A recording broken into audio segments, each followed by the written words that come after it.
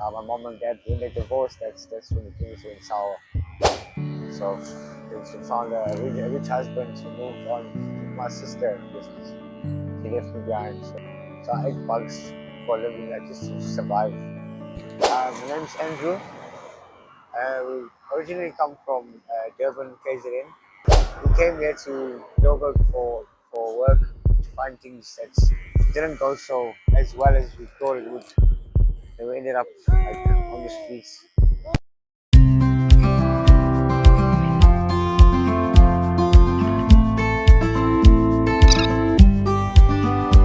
Come up.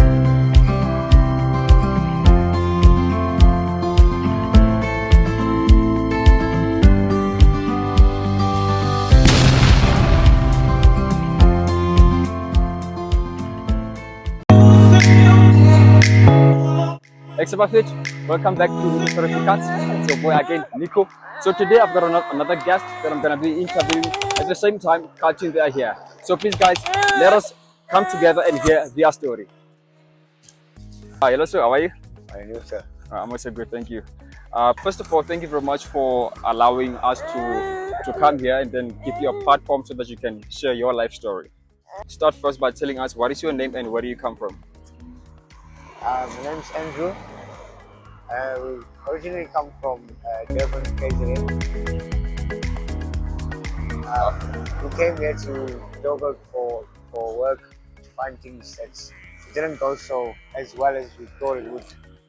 And we ended up like on the streets.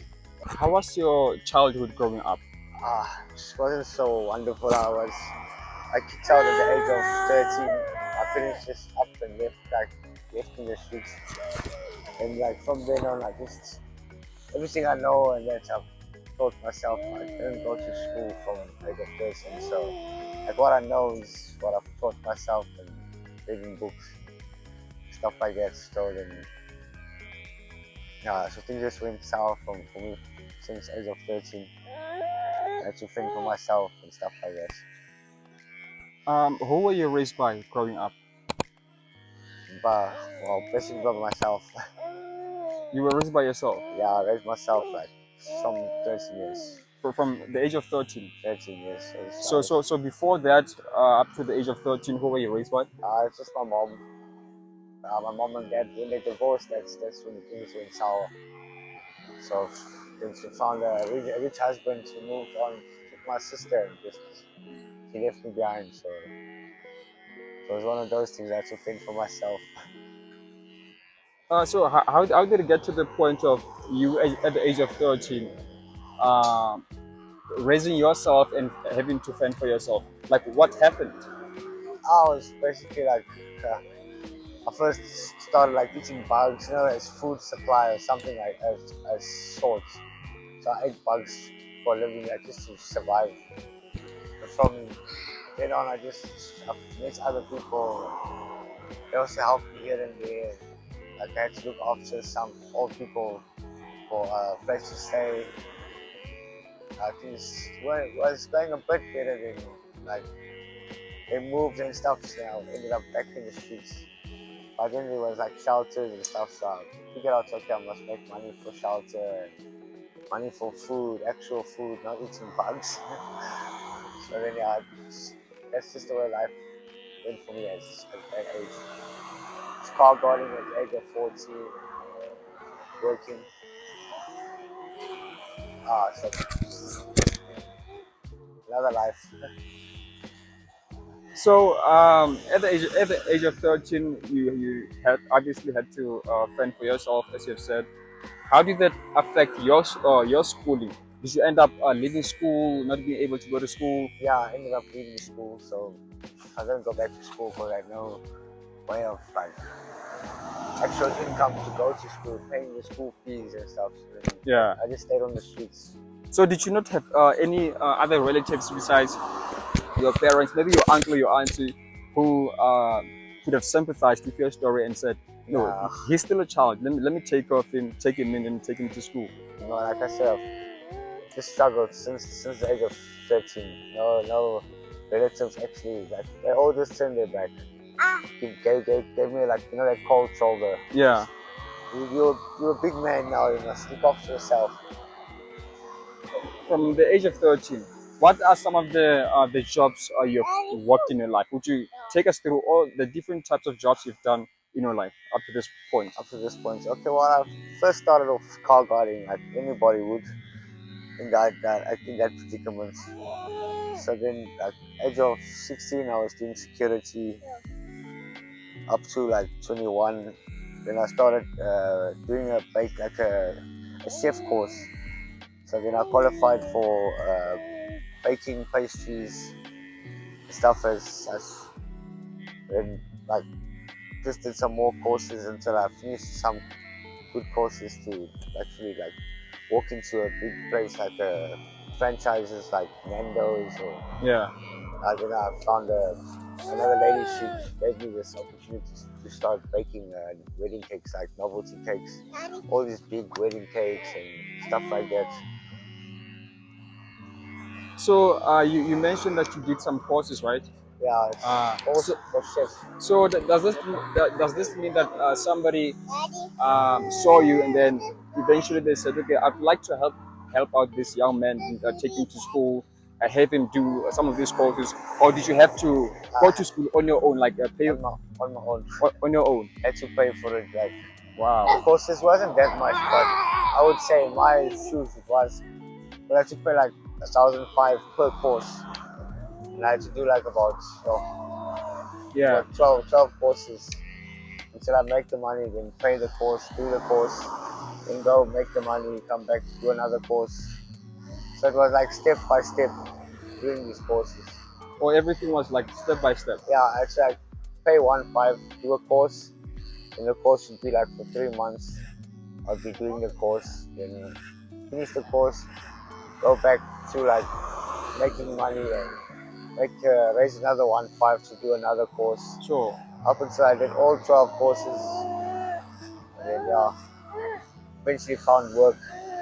This one old lady, she gave me a job for this baking because I was more better at baking and pastries than like cooking and hot kitchen and all that. Right. It really shows how much of a fighter you are, because you were basically abandoned Yeah, I or was. neglected by your own family from the age of 13. But then you were able to, like, when you grow up, to go to school. Well, basically, yeah, it's basically a school, right? Yeah, Get attending all of those courses so that you can obtain some qualifications some and qualifications. skills. Yeah, So it tells a lot about you that you are a fighter, right? yeah. I won't just give up. So now, your wife, and your two kids, you come to the robots almost every day, right? Yeah, that's Would every day. can you can you can you tell us how did life end up here? What Oh, exactly happened that led to everything getting to this point?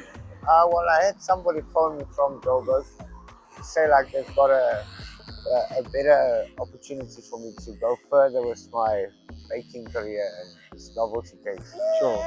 Then as we got here, I think it was not long after we got here, so maybe a month or two, then this COVID started. So then I had to wait till COVID actually finished and like up and left. It's locked down and everything, and then I ended up finding out that the place actually just the business closed. I found the guy who said no, we just can't do this business thing anymore. Yeah. He's closed down. So I ended up wasting all that money, time, and energy coming to Joburg for work here, and then things just went sour. So so can you tell us on how you met your wife, and where did you meet? We actually met in in Durban. You met in Durban, Yeah, we met in Durban. and then you came together to Joburg. Yeah, when I was like, I worked. Because she met me when I was still working and stuff. Yeah. So like, things were okay in Durban. That's like, I'm so actually angry at myself that I didn't stay in Durban with the work I had Yeah. and like the money I was earning. I feel like I maybe got a bit greedy when the guy phoned me and said, no, he's going to give me more here, better opportunities. So I said, okay, it sounds like a good idea. But then this COVID thing came, so remember we met way back, like I was like 20, 24 around there. So we've been together for quite some time. 15 years, yeah. It's like just life has just not been so swell. Because Durban was okay till I came here, thinking things are gonna turn out quite well and go better from there. Things just went worse when we got here. The COVID came, lockdown, and then Yeah. so it's like when we all started ending up staying in the poppies, like in the tents. So it's just bad. Found out about a room a bit much later, but the money to pay the room, that's was the problem tonight. So then my wife actually came up with the idea. It's staying at the robots instead of going door to door and asking people. We actually come to the robots and do this. So it was her idea. I didn't want to do it, but by force I came and did it. Yeah, the first day it didn't go too bad, so I thought, okay, well, it's not what I'm used to doing. Sure. Like I had to put my pride in my back pocket and just say, the hell with it, just go and head to the cars and see what we can make. I thought, okay, well, at the end of the day, we make like our money for food. He was very young still, and I can buy his nappies, get his milk, get our food. And if we had money extra left, I'll keep it for the next day for like our breakfast and so on. Just hard. Like save money up to buy a tent, save money for this and that, like places, soft place to sleep. Like buy sponges, and gave us like blankets here by the robots. Quite a few people help, but there's only a handful that helps. Like most people they judge and say, no, they're going in the copies. This guy's using drugs, but they don't think, wait a minute, actually the whole family is going in there, so they actually stay. They're quick to judge. That's what. Yeah, people are quick to judge, eh? People, they don't take time to hear people's stories and then judge them after. Yeah, to judge a book, like they judge the book by its cover. You don't see in the book what's actually going on. So, how do you like? Do you have a place to stay for you and your wife and your children? Yeah, at the moment we have a place to stay. It's just rents we have to make daily. Yeah. So that's the problem. We have to, if we make that 200 a day, it's fine. Then I can pay the rents. Then just have to buy like something to eat, odds and ends, and then like my baby's milk, nappies. Yeah. If I have the nappies, I don't need to buy the milk. The nappies, I buy the milk. Right. So it's like daily struggle. Yeah. But my mark to make here daily is like the 200 is just the room's money. That's separate from our food. If I leave here by the day, at least 300, then I'm fine. I can go home. Yeah, that's enough. What are some of the struggles that you as a man are going through privately that your wife don't know about because of this situation that you're in? Oh, it's like stressed. I have to make that money by these robots. Yeah. Sometimes I get tired and stuff, but I still have to stand here and make that money from like half asleep, while I still have to make sure like I'm awake. Looks like I'm happy and I think everything's okay. Yeah. As tired as I am. And I've got the 2 kids also. The one baby almost 2 years old. Yeah. Doesn't sleep quite well through the night. So I wake up at night, feed, make sure he's got his bottle, change nappy, come back to the robot the next day. Even if I'm tired, I should look like, okay, now I'm not tired. Yeah. I can still do this. Yeah, because as a man, like you just have that natural, I don't know, instinct inside of you that you have to provide for your family. For me, it's a must. Yeah, it is a must. I just have to. I don't have any other choice. Yeah. Because the kids didn't ask to be here. Right. Instead, just like, oops. Okay, now they like, oh, after when they're born, like, what a lovely little boy. Like, now it gives you that motivation. Right. They give you the motivation. They weren't I think I would have given up a long time ago. Yeah. But you have them and they keep you pushing. Yeah, they keep me just they give me that confidence and that Right. motivation that I'm gonna make it. I'm gonna make it because of them. How do you lead your family as a man in the situation that you find yourself in? It's like I'll wake up in the morning to say, "Are we gonna make it?" Like we do every day. With God on our side, we'll make it. Yeah. I'll take all the heavy lifting, like carrying the boys, Mm-hmm. taking whatever we have to take, and just carry it wherever we have to go. Until we get there, then they can just relax. I'll be the one to make sure everything gets done. We need to get done. Money we have to make, I'll make sure we make it. Yeah, yeah. And when we leave here at the robot, like even if we have like the tons of groceries or none, Mm-hmm. I'll take the load still to the place we stay, and we'll have a restful night's sleep. We'll have our food before we sleep. Mm-hmm. It's like I just tell them that we're gonna make it. Just believe in God. We'll make it. Right. And what do you think is the importance of faith, especially in the situation that you are going through? Never give up. Never give up. Yeah, always just have God on your side. Mm-hmm. Now, without God, you won't make it. Yeah. As long as you just believe, you must have that faith. Would you please shout out your qualifications and your skills that somebody who's watching this might hear you and then say, okay, I think I'll be able to help him. Okay. I'll be able to give him a job because yes, this qualification or this particular skill. Yeah, I've done security work. Right. Security is one of the things I'm good at. It's like the EET grades, END, so it's just ENDs. So security wasn't one of my strongest things. Then after, like it's more the baking. Before the baking, I did some maintenance work, like painting, renovation. Right. So I can do that as well. I did that for like about 4 years. I did that before this baking courses. That's why I actually got the money to pay for the courses of baking and chef. Because it actually pays more than maintenance. So then I just use the money for the maintenance to pay for the courses. The maintenance helped me out to do the chef course until I got the opportunity to actually do this baking. I found out I'm actually quite good at doing baking with novelty cakes. Yeah. Fondant things they do with fondants. And I actually earned quite a good salary. Yeah. It's just because of COVID and that everything started to go south. Yeah, because I was looking quite forward coming to October because they were wanting me here to actually pay me a bit more for what my qualifications are. But the lady I was working for couldn't pay me the actual amount. Yeah.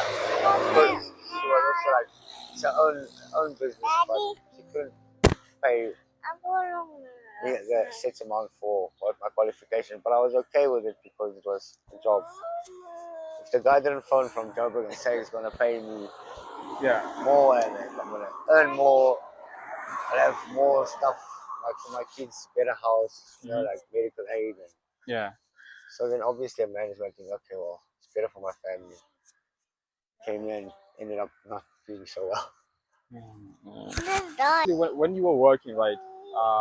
When everything was going well for you, you had friends, right? Yeah, you had friends and you had people that you would say that you were close to. Yeah. So after you find yourself in this situation, have you tried to reach out to them, for help, and did they help when you did so? Yeah, but not like most of my friends that I met along the line. I think it's when you fall in this position, everybody just thinks like, oh, he's just lost everything. Yeah. Either like alcoholic now or something bad, worse. They judge you. They just judge you.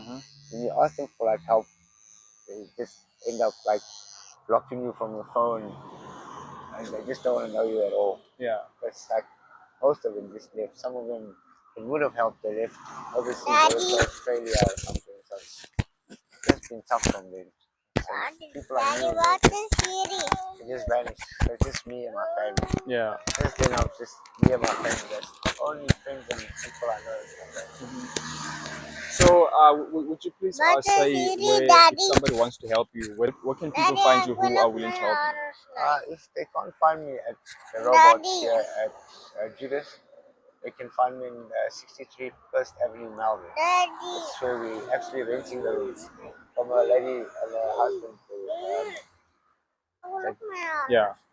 She's a pensioner, and then he's still working, but I think he's going on pension. So that's why we actually pay them towards water and lights, which is understandable. So they give us lights and there is water, warm water, bars, things like electricity, power. Yeah. So that's understandable why I have to pay them for that room. Otherwise, they can't just give it to me for free. I mean, nothing's free in life. Yeah, nothing's for free. So that's why I come to the robot. Hope to make it. If I get piece jobs like gardening, I'll go and do it because it's something to actually like not get my kids here. Right. But I don't like them sitting here with me. But by force, I'll be able to. Yeah. If I get these jobs, then I thank God, and I don't have to put them through this. Yeah.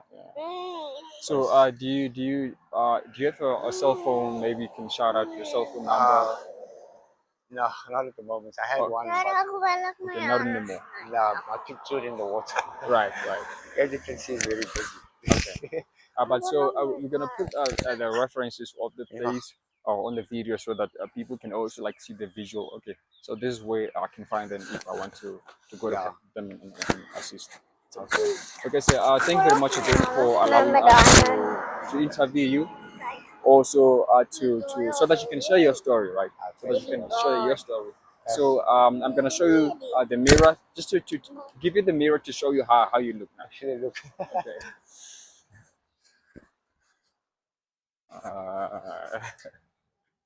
Look human now. I look in, yeah.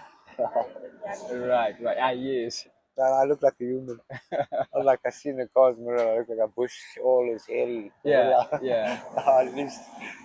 Okay, so me, the words that I have for you guys, I don't have much, but all I can say to you is that I believe that God is with you guys, and He's aware of your situation, and I believe that He's gonna end this situation. Okay, it's gonna end the situation, and everything will change for you. Which are the words that I have for you guys. So thank you very much again for the interview, for sharing your story. Guys, there you have it. Thank you very much again for tuning in to Nico Therapy Cuts. We had such a wonderful interview, and I really hope that some of you, at least one of you, will have a heart to assist my brother here and his family. So once again, Nico Therapy Cuts signing out. Cheers.